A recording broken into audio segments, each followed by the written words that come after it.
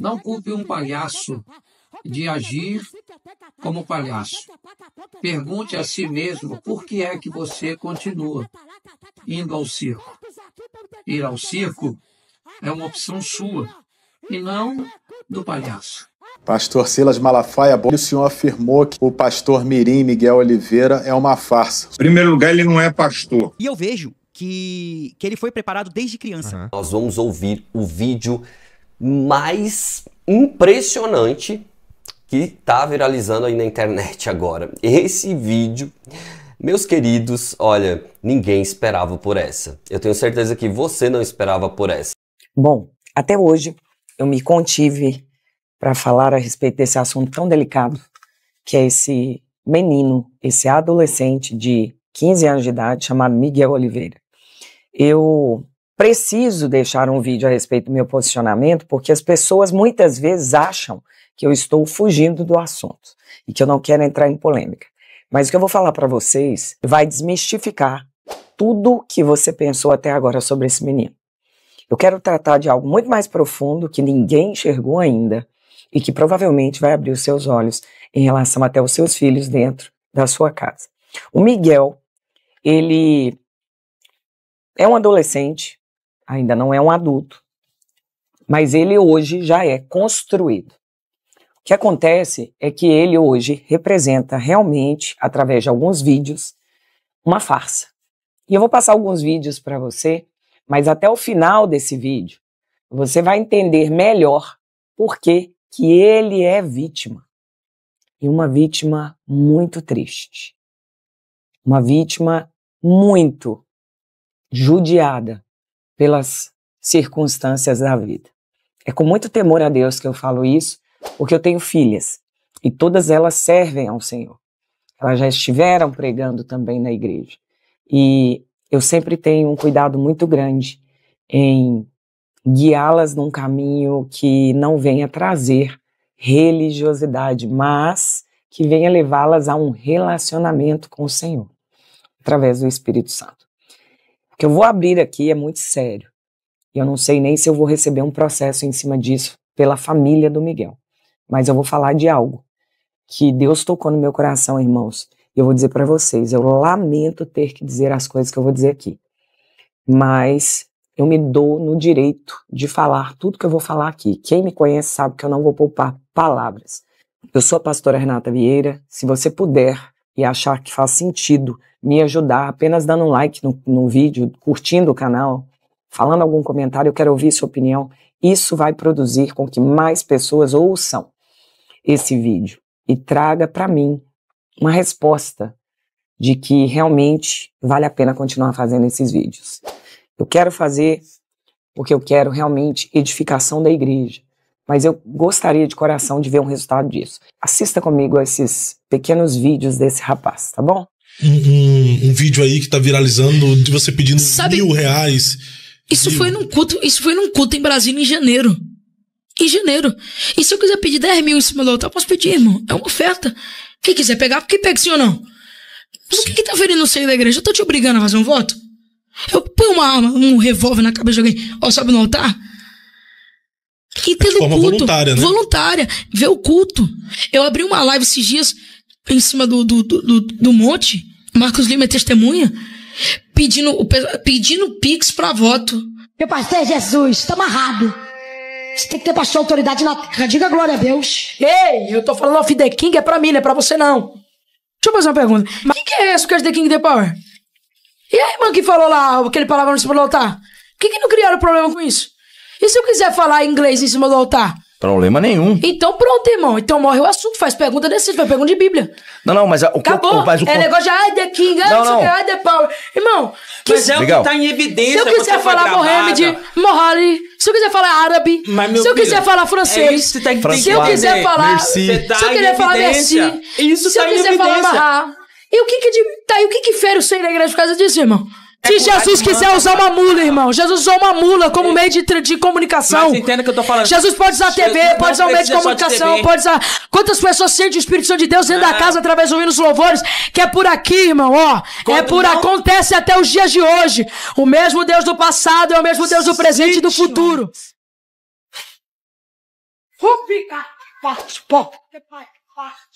Tô dando livramento pro homem da tua família. Ui, Jesus, cuidado senão vai cair, gente, segura.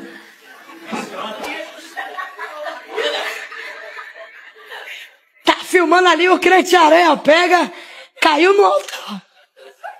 A gente está cansado de saber que isso não é a unção do Espírito Santo, que é uma farsa. Eu lamento dizer, e eu tenho até pena desse menino, porque é um garoto inteligente. Ele tem uma inteligência aguçada para a idade dele, mas ele está sendo usado para o mal, para enganar as pessoas. Na verdade, esse profeta Mirim, ele já tem atraído essa atenção massiva desse cenário evangélico. O nome dele está sendo assim como de outros líderes populares. As pessoas já estão comparando ele com Leonardo Salles, pastora Renálida, pessoas que têm sido associadas a uma nova onda de celebridades gospel. Pessoas que não têm a vida com Deus, pessoas que realmente se tornam como prostitutos da fé. Essas pessoas são figuras que têm em comum não apenas esse reconhecimento de um público no geral, como pessoas que não têm intimidade com o Espírito Santo, mas trabalham em cima de um mercado da fé, mas também como pessoas que têm o afastamento de princípios fundamentais de uma vida cristã autêntica, comprometida com a verdade. Em muitos casos, o que se vê é um teatro gospel em pleno espetáculo. Então aí vem a busca incessante por visibilidade, por reconhecimento, promessa de uma fé que se vende como um produto, como uma mercadoria espiritual para os fiéis. Se você quer uma oração, faça um Pix. Se você quer que eu descubra seu CPF, tudo com segundas intenções. Esse tipo de liderança se baseia mais na imagem do que na substância espiritual. É um reflexo de um fenômeno real e amplo, que é o vazio de líderes verdadeiramente comprometidos com a palavra de Deus. A ausência dessa profundidade teológica, ética, emocional em muitas figuras, ela cria um cenário propício para manipulação e para a exploração dos fiéis. Seguidores, que são especialmente aqueles que buscam respostas rápidas, milagres, soluções materiais para suas vidas. A famosa teologia da prosperidade, que tem enfoque, sabe em quê? Riqueza, sinal de bênção divina para eles. Quando, na verdade, a riqueza, em muitos momentos, é sinal, inclusive, de maldição. Depende de como ela é adquirida. Um dos maiores exemplos dessa distorção da mensagem cristã é quando nós criamos essa expectativa de que Deus está mais interessado no sucesso financeiro de alguém do que numa vida de santidade e de serviço contínuo. Essa realidade tem gerado um paradoxo onde os líderes recebem aplausos, recebem projeção e o custo pessoal e espiritual para muitos é altíssimo.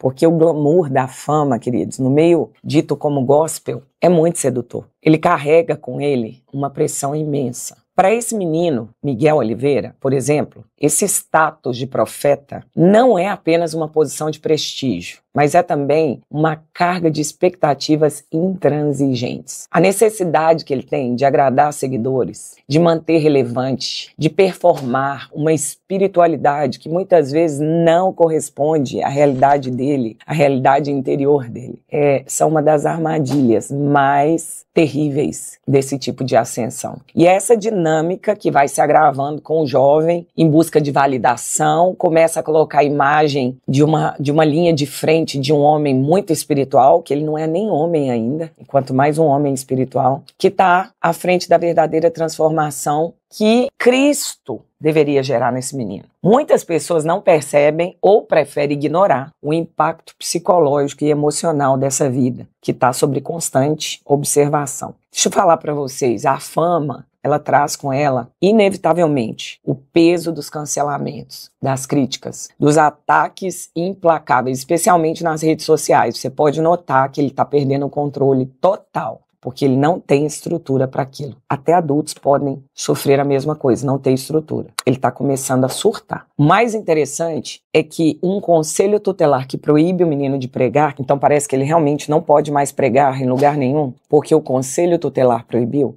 para que ele tenha que entrar em cena, os líderes falharam. Quem são os líderes dele? Os pais, os pastores. É necessário entender que quando esses líderes falham, erram, ou simplesmente não atendem as expectativas dos seus seguidores, eles são rapidamente alvos de ataques ferozes. A pessoa sofre o que ele está sofrendo agora, que é a dor do cancelamento, a sensação de traição, o medo que está sendo rejeitado, a pressão de se manter perfeito, com reputação. Isso pode ser devastador para a vida de alguém. Para um jovem que ainda está no processo de crescimento, esse menino, vamos entender o que é um menino de 15 anos. O cérebro dele não cresceu o suficiente para parar de crescer como o nosso, que já somos adultos. Ele ainda tem um cérebro que está crescendo, irmãos. Ele está em amadurecimento. E isso pode ter efeitos profundamente traumáticos no cérebro desse rapaz. Eu olho como mãe, porque nesse cenário a responsabilidade é dos pais. E sem dúvida isso é um ponto muito crítico. Porque quando eu observo a ascensão de figuras como o Miguel Oliveira, fica evidente que a trajetória dessas pessoas não é apenas uma consequência das suas próprias escolhas, mas foi também uma direção daqueles que foram gerando, formando, construindo esse menino. Foi também algo fruto da omissão e, em alguns casos, da negligência dos cuidadores dele. Porque, pelo que eu entendo, a mãe desse menino contou para ele sobre esses milagres que ele é. Ah, você é um milagre, você era mudo, você era surdo, você... Isso tudo é algo muito profundo e que nunca conseguiu ter amparo documental. Todas as vezes que ela é questionada sobre esses laudos médicos, nem o menino sabe, até ele, se você for olhar na sua linguagem corporal, ele se sente constrangido quando é perguntado, ele não conseguiu mostrar. Ele foi construído através de histórias, assim como, não sei se vocês já ouviram falar, existe uma cultura que vai passando de pai para filho, né, principalmente na cultura judaica, histórias que os pais contam aos filhos. Isso é algo muito sério, né? Nós estamos falando de pais que veem os seus filhos subindo ao altar da fama gospel, muitas vezes se deixando seduzir pela imagem do sucesso daquele menino e pelas necessidades que eles vão ter supridas quando aquele menino se tornar um ícone de sucesso, sem perceber o que está acontecendo por detrás das cortinas. Eles permitem que os seus filhos sejam projetados para uma exposição precoce, sem oferecer suporte emocional e espiritual necessário para lidar com toda a pressão dessa visibilidade. E para falar a verdade, isso não é só uma realidade na vida dos pais do Miguel, é uma realidade na vida de vários e vários cantores mirins. Alguns deles eu conheço muito bem, até hoje carregam problemas psicológicos, não são normais, porque o pai e a mãe colocavam para fazer sucesso desde criança. A pessoa nunca teve infância. Esse menino nunca teve infância, certamente. Ele tem reações de um narcisista, ele tem reações de alguém que não tem referencial de autoridade sobre a vida dele. Você pode ver pelas reações que ele tem, sim ou não? O jeito que ele manifesta. Em vez de você questionar os valores e as dinâmicas de poder que estão em jogo nos seus filhos, muitos pais como você estão optando por não interferir nisso, porque você acha que a fama é um reflexo de sucesso, de uma obra divina, que Deus está fazendo aquilo. Mas eu quero dizer para vocês, é só você assistir apenas um vídeo, um reel, um shorts desse menino, para você entender que Gálatas 5 nos dá como referência aquilo que vem de Deus. E o que vem de Deus produz o fruto do Espírito. É um sinal claro de uma vida transformada por Deus. Crianças ou qualquer pessoa que demonstram desrespeito, rebeldia constante, falta de amor, impaciência, falta de paciência com as pessoas, domínio próprio.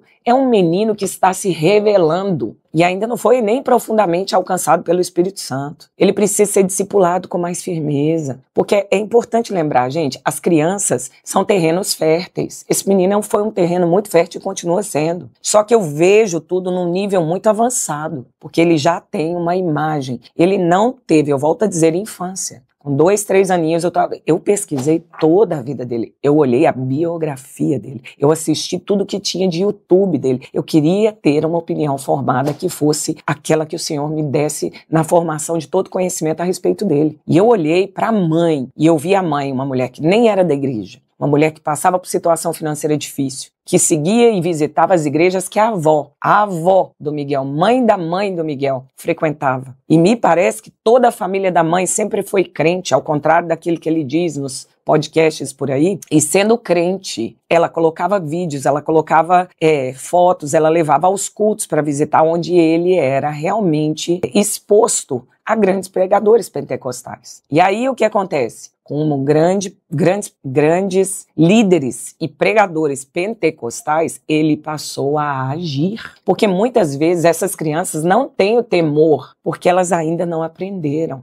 O temor do Senhor não é algo que a criança nasce com ele. Esse menino está falando numa falta de temor que dá medo. As pessoas estão chamando ele de endemoniado, queridos, não tem nada de endemoniamento ali. Ele é uma criança numa fase jovem, de adolescência, no princípio da adolescência ali, 13, 14, 15 anos, sem temor a Deus. Porque Provérbios 1,7, a Bíblia fala que o temor a Deus é ensinado, tanto com palavras como por exemplo. Me parece que a família materna, toda crente, não compactua com nada disso. O pai sempre teve problemas com alcoolismo, então abandonou a mãe, depois voltou ao lar, mas todos não trabalham. Todos têm na criança, automaticamente, fonte de recurso financeiro, de sustentabilidade e prosperidade. Essa postura cristã não nasce automaticamente, ela se forma. A postura cristã de temor a Deus, como eu ensino às minhas filhas, de não falar o nome de Deus em vão, de trabalhar em cima da sua postura, de ser alguém que não quer usar uma roupa indecente, não porque não pode, mas porque é tão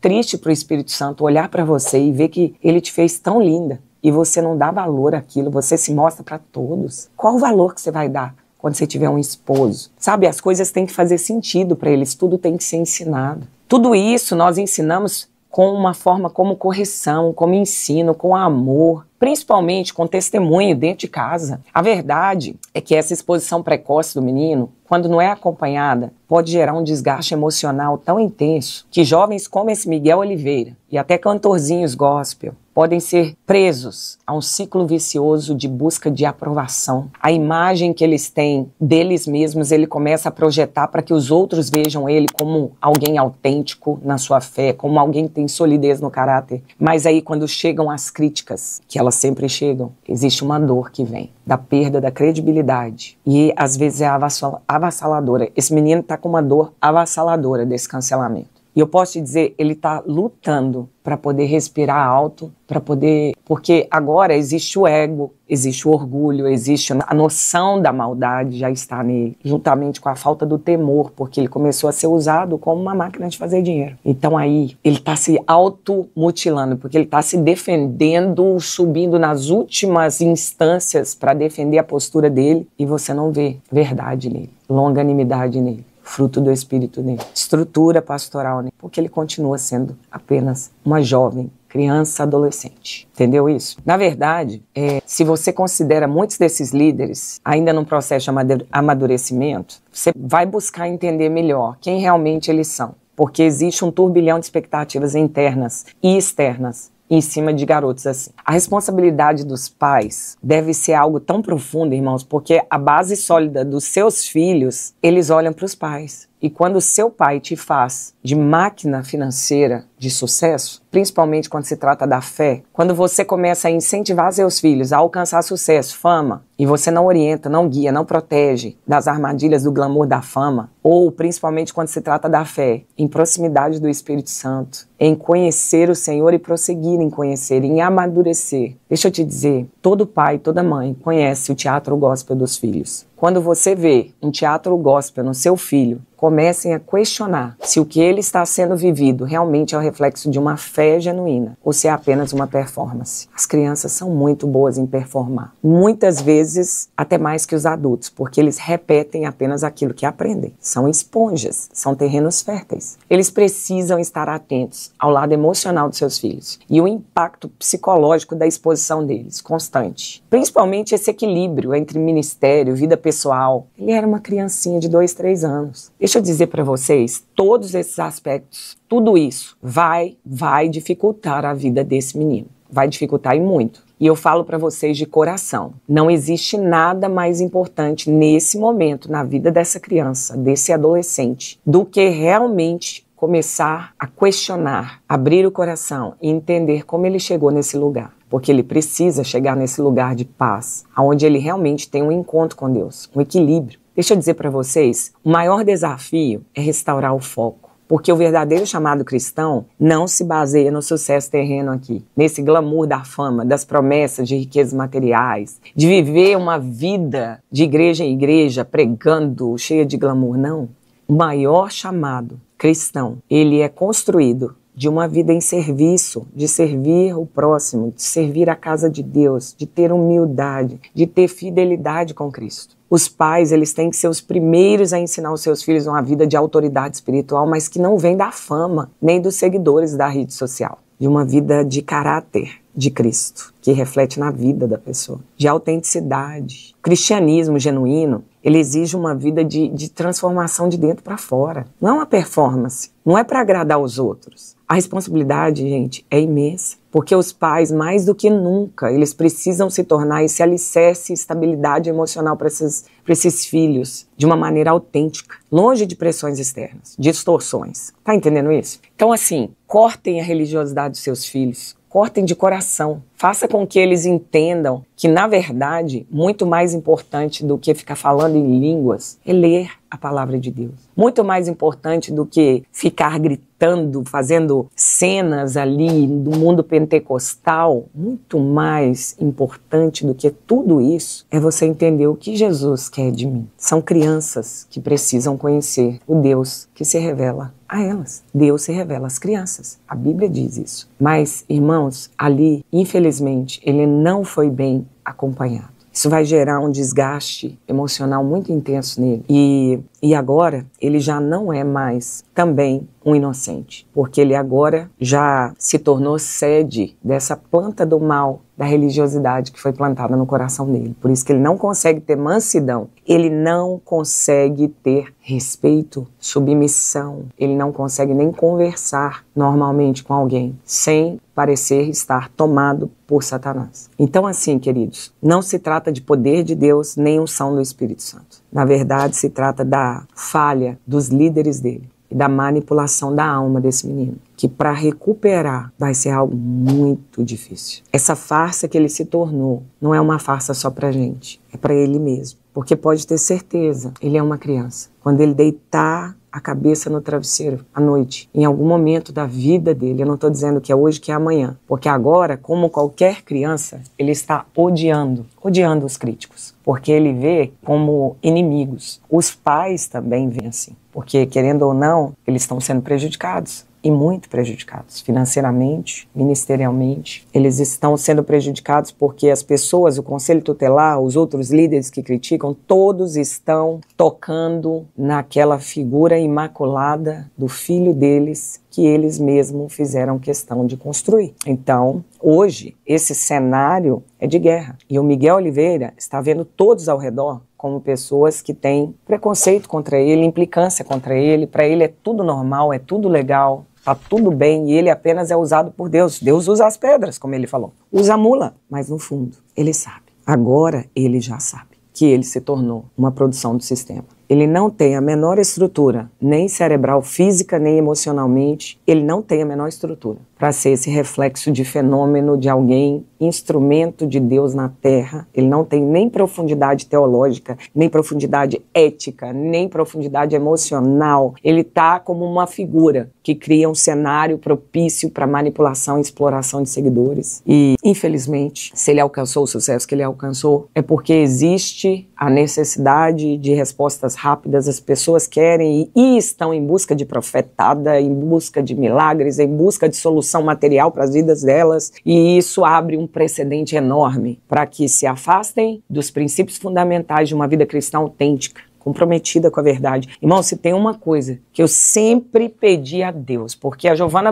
foi batizada com o Espírito Santo com 6 anos de idade. Irmãozinho, nem perto dela eu estava ministrando uma outra pessoa na igreja do Evangelho Quadrangular, em Main Street, de Hyannis. Eu estava pregando uma pessoa, ministrando numa pessoa que outra pessoa pregando, que era o pastor, depois vou lembrar o nome, Ubirajara, pastor Ubirajara. E aí alguém veio, eu era diaconisa na época, e alguém veio correndo e disse: Renata, a Giovana está lá batizada pelo Espírito Santo. E aí esse pastor Ubirajara começou a gritar assim: uma criança falando em línguas aqui. Quando a irmã Jaqueline e o irmão Gelson, que eram também diáconos junto comigo, veio falar da Giovana falando em línguas. Eu cheguei lá, a linguinha dela, e ela chorando, totalmente tocada pelo Espírito Santo. Eu não estou aqui dizendo que eu não sou pentecostal, que eu não acredito em dons, que eu não acredito em línguas. Os meus princípios são pentecostais, sim, até os ossos. E eu acho que, infelizmente, por muitas pessoas serem e acreditarem que Deus pode usar no pentecostalismo as crianças, é que ele também achou esse precedente, para ter essa busca incessante aí de querer ser um bom produto do pentecostalismo. Mas o pentecostalismo não é farsa, é uma realidade do Espírito. Tanto que na Bíblia, os homens que estavam lá, quando foram batizados pelo Espírito Santo, os 120 homens, a Bíblia diz que quando o Pentecostes desceu, até os de fora chamaram eles de bêbados. Realmente, existe um mover do Espírito Santo, irmãos. Mas nós estamos falando de figuras que não têm nada em comum com pessoas que geram frutos. Eu estou tocada o que o diabo foi fazendo com a vida desse menino, construindo através dos pais, através de... Me parece que nem igreja ele tinha, tem apenas 6 a 8 meses que ele começou a congregar de uma outra igreja, nessa outra igreja, e antes nem igreja tinha. Então, assim, tá muito na cara essa promessa, né, de mercadoria espiritual. Esse menino, eu só tenho a orar muito por ele, a pedir a Deus pela vida dele, para que traga sobre ele uma unção de reconhecimento, profundidade espiritual, profundo em Deus, conhecer e prosseguir em conhecer, mas conhecer mesmo,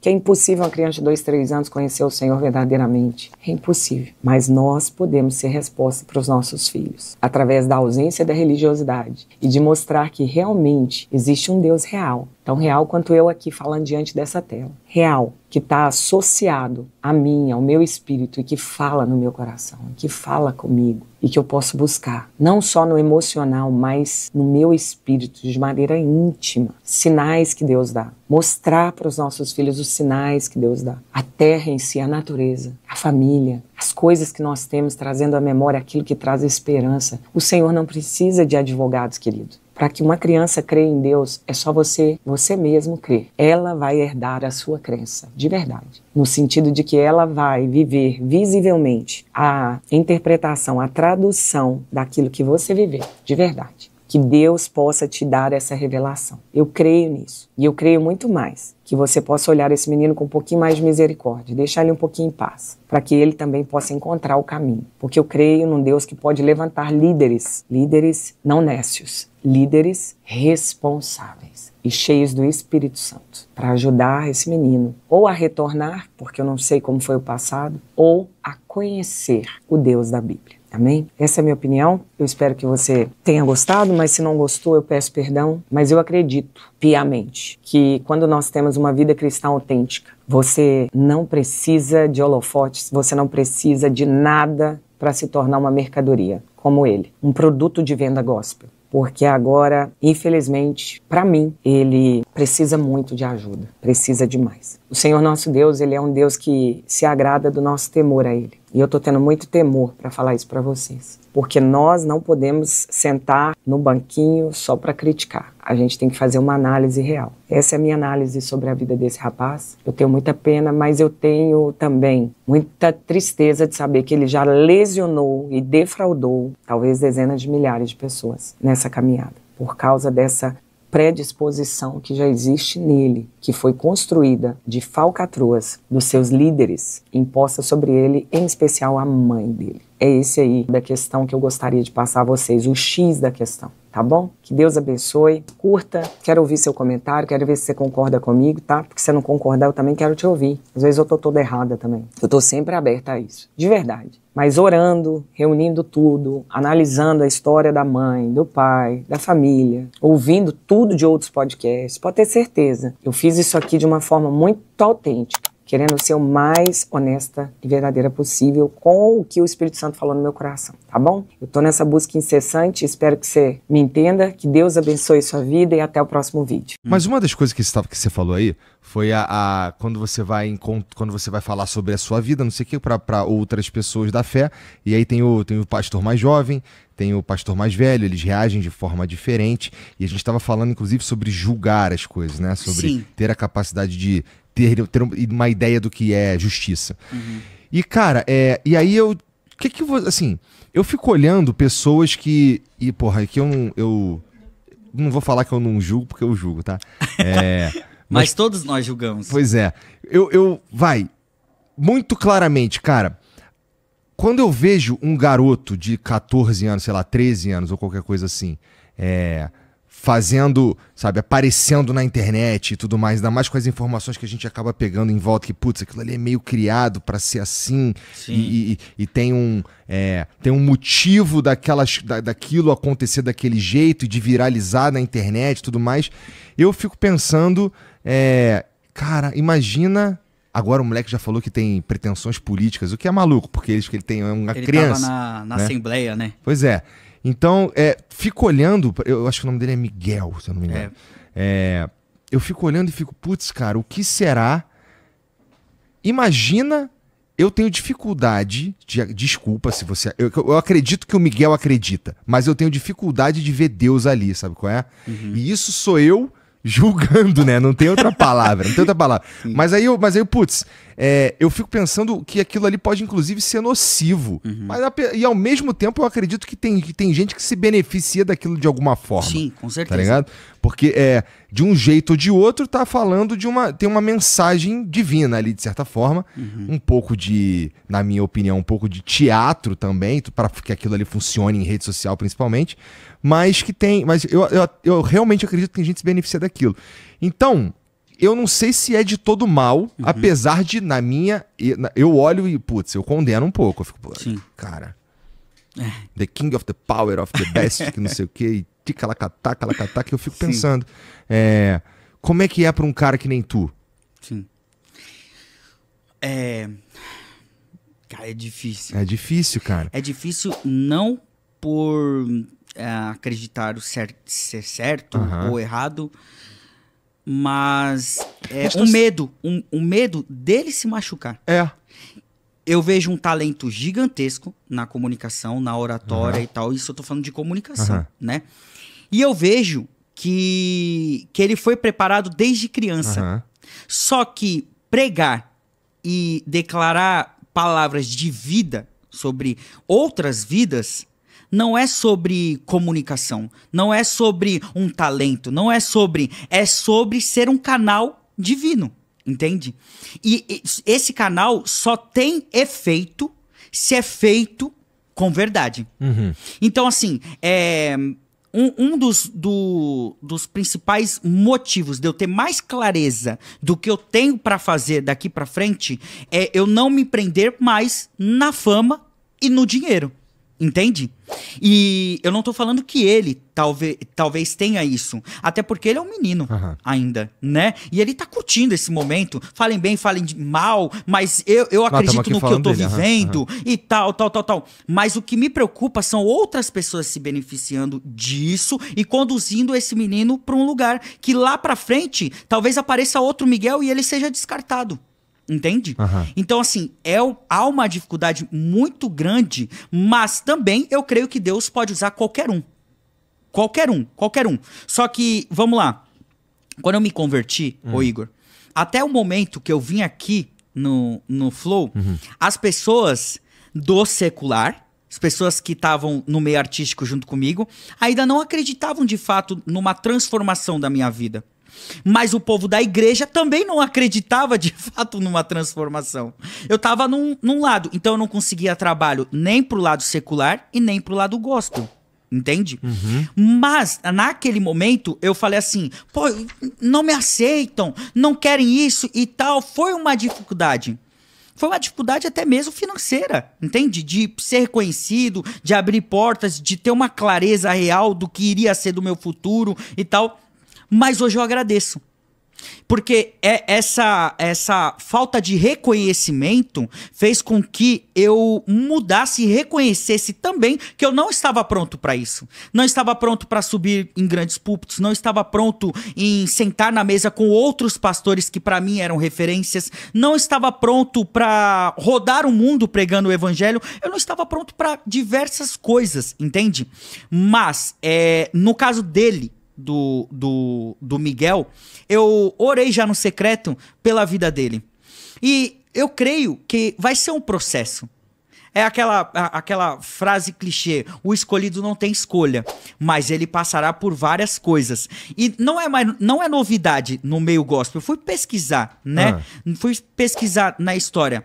Tanto, se você pegar o pastor Miguel, que é o menino, ele estava sendo ajudado pelo Eliseu Rodrigues, que é uma grande referência. E tanto que, quando eu me converti, eu escutava Silas Malafaia e Eliseu Rodrigues, entende? E o Eliseu estendeu a mão para ajudar esse menino, né? Ele falou, não, eu quero te ajudar, porque o Eliseu começou pequenininho. Se você ver vídeos no YouTube, tem o Eliseu pregando criancinha e tal. Mas naquela época não tinha as redes sociais, não tinha esse glamour que hoje é moda, você dizer que é evangélico e tal. Mas eu senti uma bondade do Eliseu em ajudá-lo. Entende? Só que eu não sei, eu não tô... A gente não tá lá, né? Não tô lá pra saber o que tá acontecendo. Ele não recebeu tão bem a crítica do Eliseu, né? Do Eliseu Rodrigues. Mas eu creio que todas essas coisas que estão acontecendo já sempre aconteceram. Entende? Só que agora tá sendo mais exposto, né?